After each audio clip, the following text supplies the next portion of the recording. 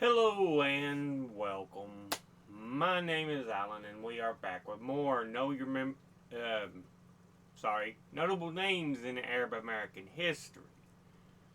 This was meant to be Monday's video, but before we get into the video, I do want to go ahead and let you all know I have two ways to donate to the channel if you are so inclined. I have a Patreon account that allows you to donate per month. That does donations month to month to month. While I also have a coffee account which can work the same way, or you could do a one-time donation. I need to get more on things, communicate more on both of them, but anyway.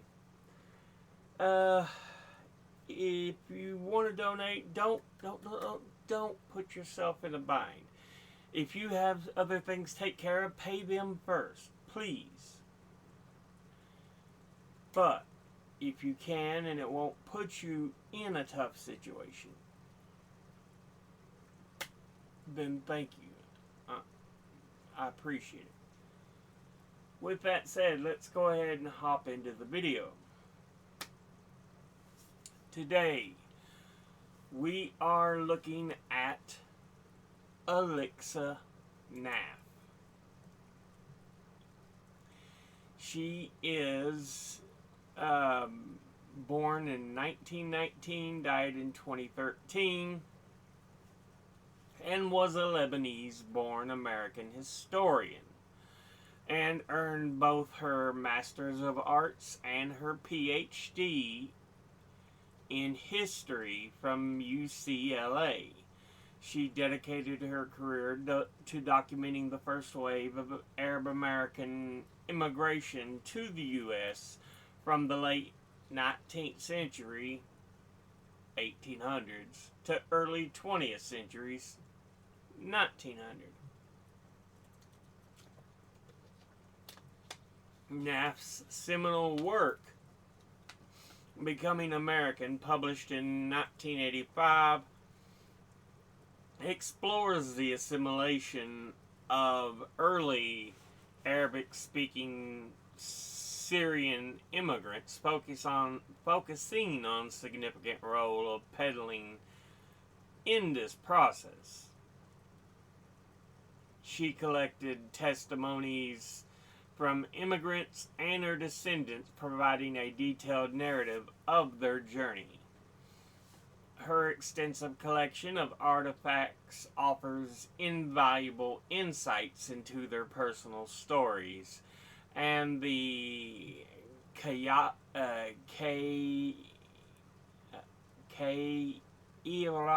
Center presents the annual Alixa Naff Prizes in Migration Studies to honor her groundbreaking work documenting immigrant histories. She donated her collection of artifacts, photographs, and oral history to the Smithsonian Institution in Washington, D.C., naming it after her parents, Faris and Yamna Naff Arab American Collection. And you can browse the collection, they have the link to it, so yeah. But Alixa Naff, this is from Arab America. Next, let's go to, what was it? American Task Force on Lebanon or something. I can't remember the full name of the website, but ATFL for Lebanon, but yeah. Or American Task Force on Lebanon. Anyway. It talks about Alixa Naff, calling her the mother of Arab American studies. In the early 1960s, a blue Volkswagen Beetle, nicknamed the Camel, hummed across the American highways, driven by a woman with a cassette recorder and a desperate mission. Dr. Alixa Naff had realized the heartbreaking truth. The history of the first generation of Arab immigrants was being thrown away. Every time an elder passed away with their children, cleared out an attic, letters, photographs, memories, ending up in the trash, she knew that if someone didn't act immediately, the story of how the Lebanese and Arab diaspora helped build America would vanish forever. And this is very true of a lot of cultures and races in America. Unfortunately, we've got a shameful history of racist dumbasses. Let's just be frank about it. And they have done a lot to try to screw us out of knowing our history as Americans, because it's more than just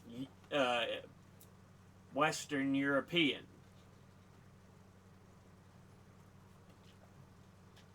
Anyway,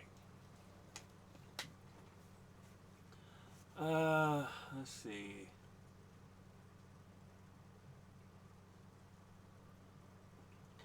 Alixa Naff was born in 1919 in Rashaya al-Wadi in Lebanon and arrived in the U.S. as a toddler growing up in the Midwest during the Great Depression.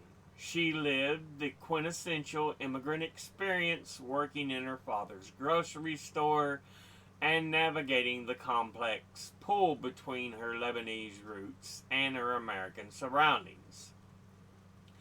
It wasn't until her late 30s that she pursued higher education, eventually discovering a staggering academic silence regarding Arab American history. In 1962, Naff took matters into her own hands with a small grant and her trusted camel.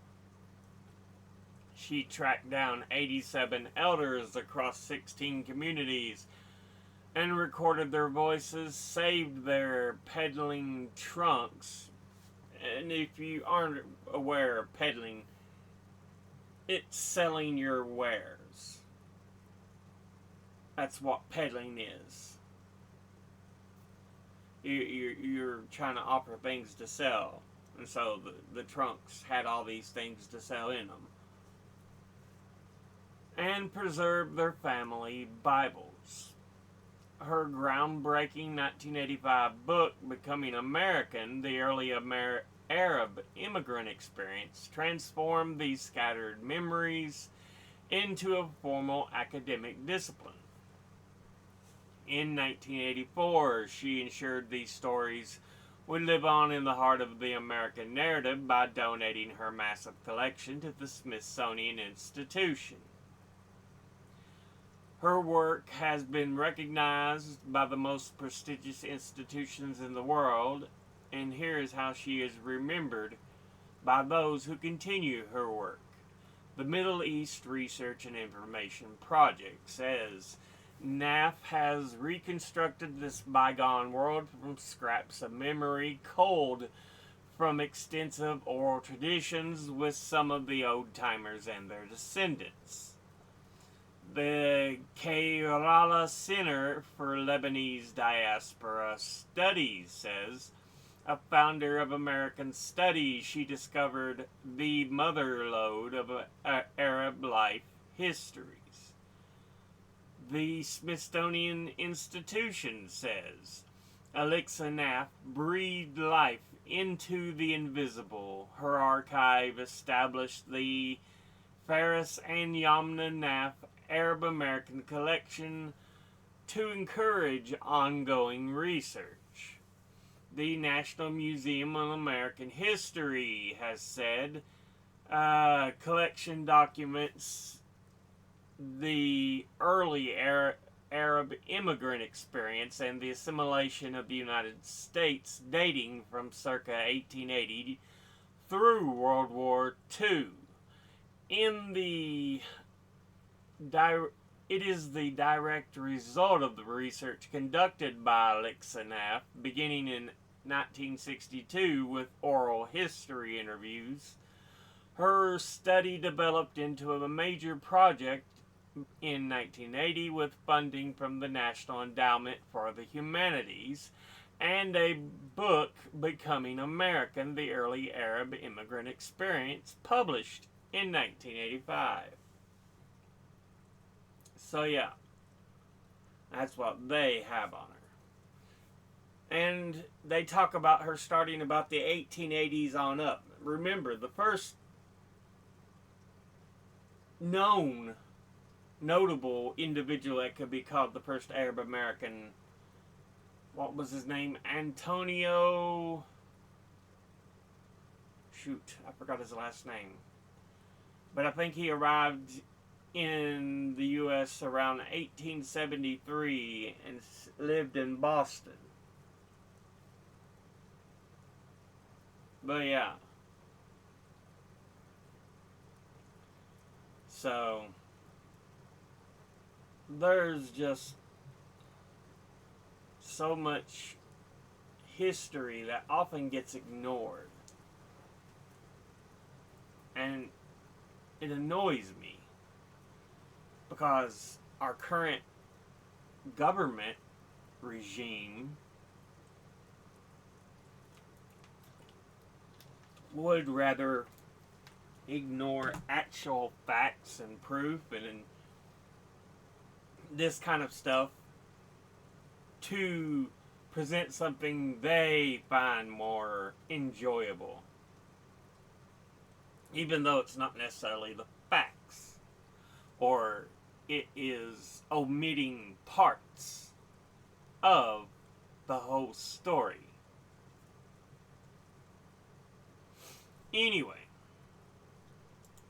there's quite a bit on this. This is from Lebanese Studies at North Carolina State University.edu. But this is quite a long one, so I'm not going to read it. I'll let you read it if you want to in your free time. There's quite a bit here.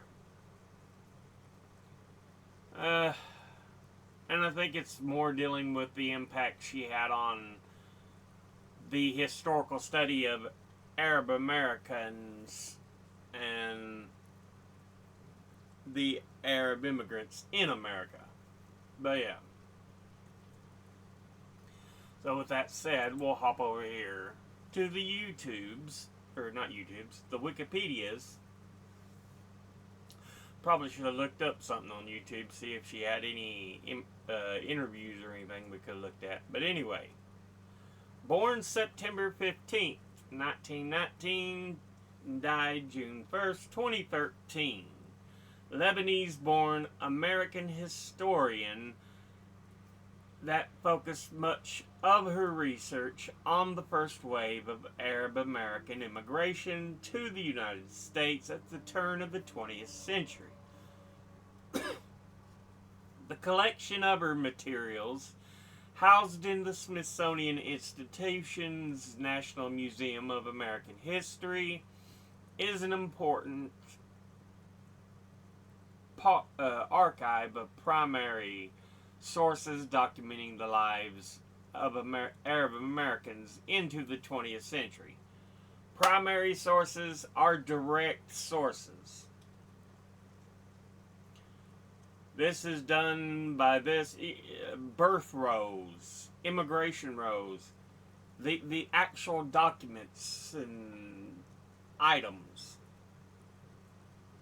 You have secondary sources, someone telling you about them, like if you're talking to somebody who's well aware of these kinds of things. And then third source, or level 3 sources or whatever, which is the books that are written about these kind of things, or the movies, television shows. So yeah.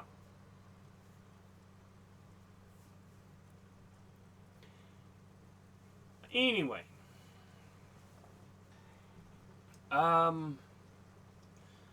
bibliography, or not bibliography, biography. Alixa Naff was born to Faris and Yamna Naff in Rashaya al-Wadi, a village located in present-day Lebanon within the anti-Lebanon mountains, and her family immigrated to the U.S. in 1921 and arrived in Spring Valley, Illinois on January 1st, 1922, and lived there until moving to Fort Wayne, Indiana in 1929. Then moving to Detroit, Michigan in June 1931, where her father worked in the grocery industry, and she resided in Falls Church, Virginia for many years before moving to Mitchellville, Maryland. After working several decades managing the family business and later in business administration, she earned a degree in history from UCLA in 1962, followed by a PhD in 1972. Got her doctorate in history, which I'm jealous of. I'm like one class away from just having a bachelor's degree. I ran out of funds. But yeah, I'm one class from having a bachelor's degree in history. She taught in higher education for several years in the 1970s, but left academia, citing widespread anti-Arab sentiment and the desire to counter stereotypes about Arab Americans. Supported by government grants, she sets out collecting oral histories and primary source information about the history of Arab immigrants to the United States. She documented Arab immigration in the U.S. during the late 19th and early 20th centuries. Like I said, late 1800s, early 1900s. The first wave of mostly Christian immigrants was the first major immigration from the Middle East to the U.S. Remember, most people think Middle East, they think, oh, they're all Muslims.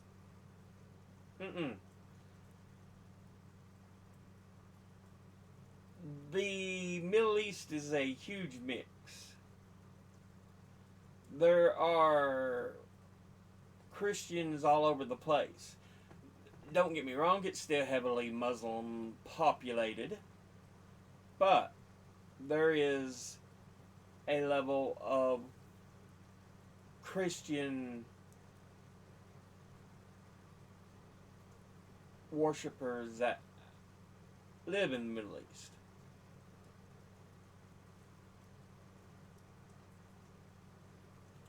Because if you remember, all three of the Abrahamic religions, Judaism, Christianity, Islam, all three started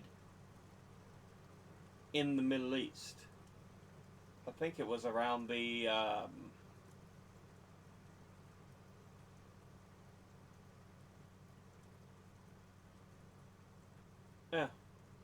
because you think Middle East, you think of the tales of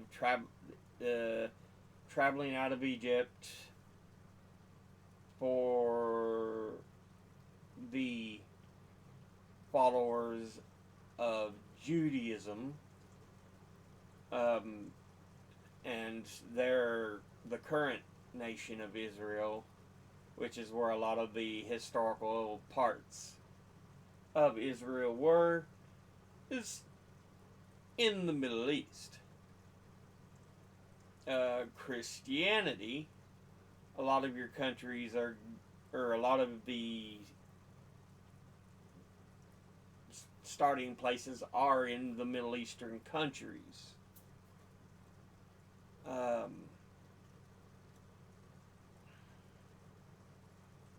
And then, of course, you've got Islam.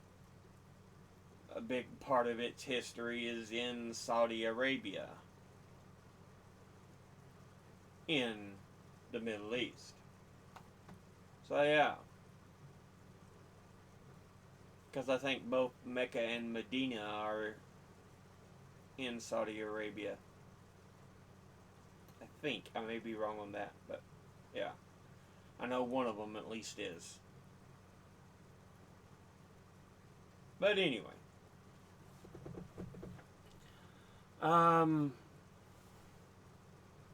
She donated her collection of artifacts and oral histories from early Arab immigrants to the Smithsonian Institution in Washington, D.C., and has driven throughout the nation to collect oral histories and family heirlooms for the collection.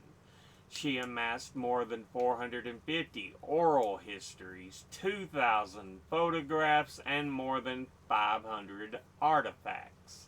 The personal and household objects included a kibbeh pounder, Middle Eastern musical instruments, and clothing. The Faris and Yamna Naff collection, which was named in honor of her parents, is available for research through the National Museum of American History. And the oral histories are collected. She collected are digitized and available online through the website of the Arab American National Museum.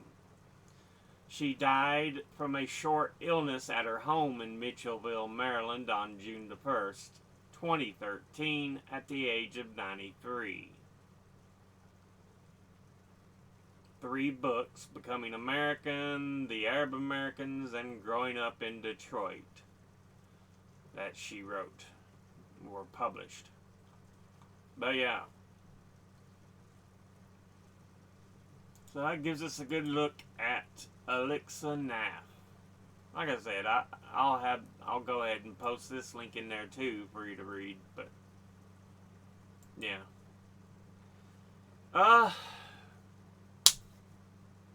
Anyway,